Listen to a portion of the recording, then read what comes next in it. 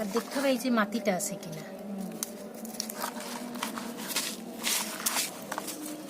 অনেক পরিশ্রমের কাজ বাবু, এগুলো কৃষি কাজ করা। আচ্ছা, পরিশ্রম ছাড়া কোন জিনিসটা হয়? এই যে গোড়ার এই পাতাগুলো ফেলাই দিতে হবে। এবং এখান থেকে মূলত এই যে শিকড় বের হবে। এই যে এই শিকড় অলরেডি কিছু বের হয়েছে, এটাই আল্লাহর ইচ্ছা হবে। এই যে শিকড় বের হয়েছে, এই যে এই জন্য বলে যে আনারসের নিচের অংশটা ফেলাই দিতে, নাহলে এইটা যদি আমি না ফেলাই তাহলে এইটা দিয়ে শিকড় তো অনেক, কারণ এইটা পচবে ইয়া করবে, তারপর এইটা বেরোইলে এই যে দেখো কত শিকড়, এই যে শিকড় আল্লাহর রহমতে এটা খুব দ্রুত বেরোয় যাবে। আর এই আনারসটা ভীষণ মিষ্টি, তাই না বাবু? সেই যে প্রথম যে দেখছো কত সারা ইয়ে বেরোয়েছে গছ বেরিয়েছে আলহামদুলিল্লাহ। যতক্ষণ শিকড় বেরোছে ততটা আমার বের করে ফেলতে হবে। ওরে বুদ্ধি, এগুলো কিন্তু কাজ করতে করতে হয়ে যায়, এগুলো আমার কেউ শিখায় না। তুমি কোনো কাজ শেখো না, নিজে নিজে করেই বিজ্ঞানীদের মতো।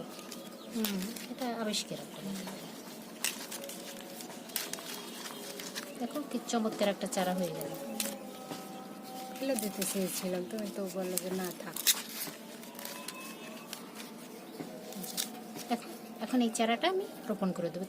এই যে এই শিকড়গুলোই মূলত ইয়ে হয়ে যাবে। হ্যাঁ, ব্যাস। এবার আমি এই গাছটাকে লাগিয়ে দিই।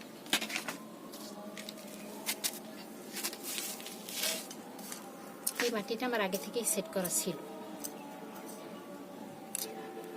এবং লাগাবো ততটুকু যতটুকু এই পর্যন্ত, উপরে লাগলে পচে যাবে, এই পর্যন্ত আমি লাগাই দেবো যতটুকু।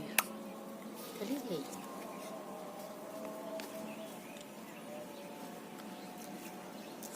একটু সবসময় যে গাছই লাগাই না কেন আমাদের একটু সোজা লাগাতে হবে, তাহলে দেখতেও সুন্দর দেখায়, গাছটাও সোজা হয়।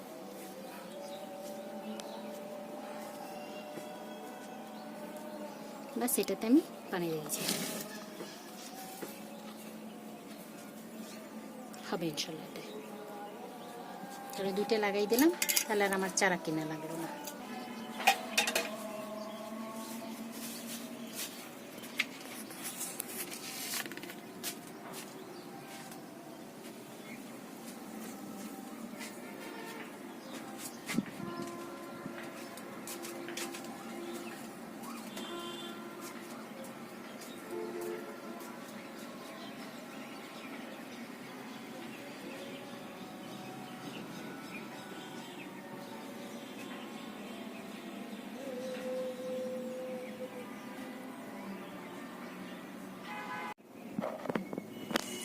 পর্যায়ে আমি সুন্দর করে গাছটাকে পানি দিয়ে দেবো, যাতে করে কোনো রকম ইয়ে না থাকে।